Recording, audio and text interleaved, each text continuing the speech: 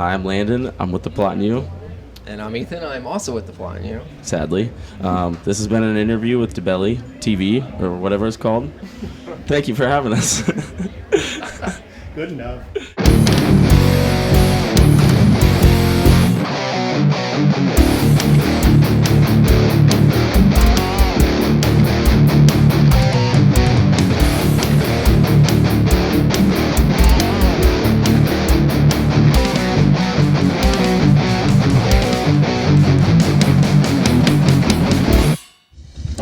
Hi, this is Dave from DaBelly. We're at Joe's Grotto tonight with The Plot and You, and I'm talking to Ethan and Landon. How you doing tonight? Good. Just sweating our lives away. Keeping it hot. Yeah. Welcome to a humid day in Arizona. Don't say it don't happen.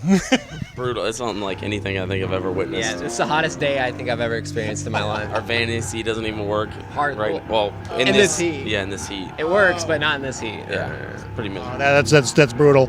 Well, congratulations on the new record. Well, new, it's been out since October, but the Happiness and Self-Destruction. Tell me a little bit about it. Well, it was like 3 years in the making. We had some label drama happen over the past couple of years, so it kind of delayed the record by a long shot. But it finally came out, and we're proud of it. You know, it's a very long record, so it's pretty diverse. You know, a lot of different sounds, a lot of different things we experimented with. So yeah, it was just very happy to finally get it out because we sat on it forever. So. Yeah, it's about 2 years, and it's nice to finally play some new music and, you know, just something different for the crowd. Yep. Did you have it fully recorded and just sitting on the shelf? Yeah, most of it. And well, we had someone else mix and master it, so that took a little bit longer even after, because usually I record all the stuff, but we finally went to somebody different to mix and master for this record. But that was another reason why it took a little bit longer too, just like getting him all the stuff and just, so yeah. As you know, probably more than I will, having that opportunity to write some songs and then going out and playing for a little bit, the songs evolve, and I was just curious if you had that chance to go through that evolutionary cycle before actually going into the studio and doing the recordings. Yeah, definitely. Yeah, like I said, it took a long time to write, and most of it was like spread out over the course of many months, so every song is like, you know, completely way different. So we were even playing new songs before the album was even out, and some Crows, a B-side, we had that released before the album even came out, just because it was such a long process. Yeah. That's very cool. Self-produced? Who'd you work with? Yourselves? I tracked it all myself, and then we had his name's Josh Schroeder. He's another Michigan guy. He mixed and mastered it all, but yeah, I did all the just like producing and stuff. So. Well, the album sounds great, and I mean that's what's important. Yeah, I'm sure you're happy with the success. You've been out now for, well, it sounds like about 9 months touring on it at least. Yeah. For pretty steadily. It's been brutal, but it's definitely been worth it. You know. Yeah, it's our fourth U.S. tour on it. Yeah. Something like that. So yeah. Let's talk a little bit about the video. I know that the band had a lot of say in your first video. That you actually were able to step in and have a say in it, and I know there was some inspiration regarding a death in the family and so on. Just tell me a little bit about how it all came together.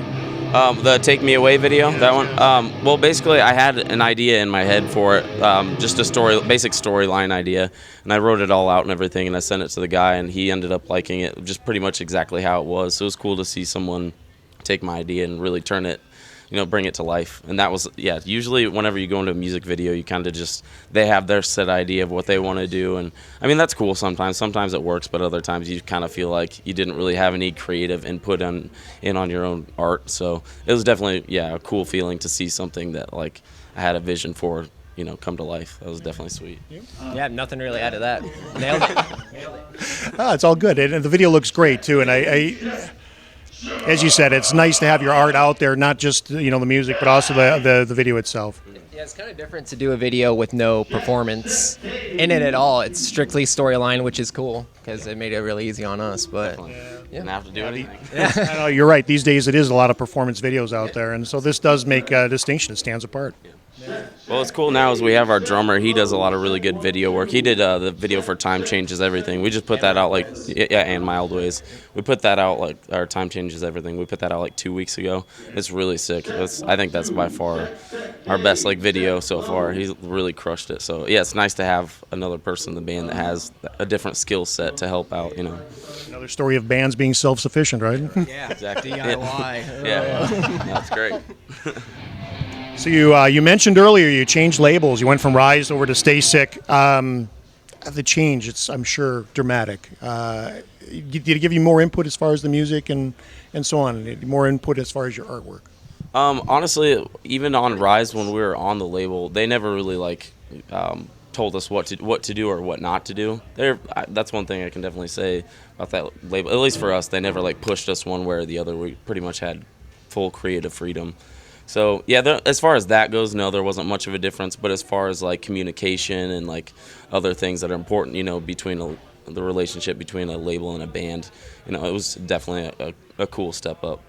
Just because we were their biggest band when they started the label, and yeah, so we had a lot more attention than what we're used to. Rise has like tons of huge bands and stuff, so no, yeah, it was definitely a good switch we needed to change. I think it was better for both us and the label. So, given that you've been out now on the road a little bit, how long a tour cycle are you expecting on this album before you start writing again and stepping into the next record? Probably a couple more months, I'd say. We don't like to put out an album every year. I just think that's abusing it a little bit. Like, we like to space it out, a year and a half, 2 years, just to let it sink in before you put out anything new. Certainly, the economics of it are tough. You guys got to get on the road and make that buck back, and be able to support yourselves. So, it seems like these days a 2-year cycle, a 1.5-year cycle is pretty normal. Yeah, that's about standard now. Yeah, it seems like I really don't like personally when bands just crank out music nonstop. You know what I mean? Like, I don't know. I feel the quality over quantity. Have you? Well, this will be an argument point here. Yeah. You might have heard of the Beatles. Go look at the release cycle on some of their early work. Sure, yeah. It's like every 6 months. It varies from artist to artist. Well, also in timeline. I mean, the '60s was much different. In Britain, it was all about the single. They didn't care as much about the album, and so the album supported everything. It's even the same now with like hip hop and radio stuff right now. Yeah. So you guys. Do you write on the road, or how do you do that? Do you sequester yourself away and kind of hide from everybody? I've tried to write on the road, and it was like next to impossible. I don't know what it is when I'm on tour. I'm just a piece of shit. Yeah, I don't want to do anything. Just relax. Especially days like today, I can't even imagine thinking about playing guitar. Yeah. Oh my god. So it's all definitely done when we're at home and stuff. It's just way more relaxed and stuff. So, and luckily now the band is, for most of us, it's our career. We can support ourselves at home to where, even when we're home, we can still, write and stuff, and we're not worried about overworking so that we can pay our bills and stuff like that. So, I know the fans at home watching this video, they don't understand just how kind of muggy and sweaty it is in this room right now. And here's the reality for Phoenix for you guys is that it could be 115 degrees, and we'll have a thunderstorm roll in, and it'll drop that temperature right down to about 113.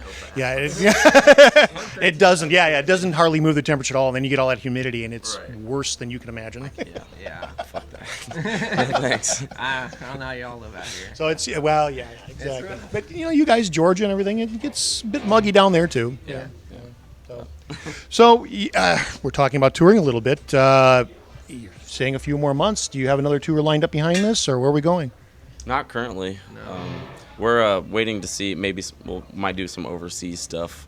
We've definitely done enough, I feel like, in the U.S. on this record. Yeah, this year at least, on this record cycle. So we might just take some time off to write if we don't get anything overseas or anything. Just take the opportunity to finally start coming up with new ideas again, because it is definitely getting close to that time. So, yeah, we'll see what happens, though. Well, that's all I've got. Is there anything else you guys want to talk about? I don't think so. I think I'm good. Come on, man. Come out to a show on this tour. Yeah. Who's doing bad things to each other on the tour? Every day, everyone to each other. Pranking, you can't even imagine. Yeah. I need to get away from that for a few days. Yeah, same. I need some alone time. Thanks for spending a moment with us today. Appreciate it. Thank you. Appreciate it. Thank you. Thanks, man. Thinking my lips is once a wall.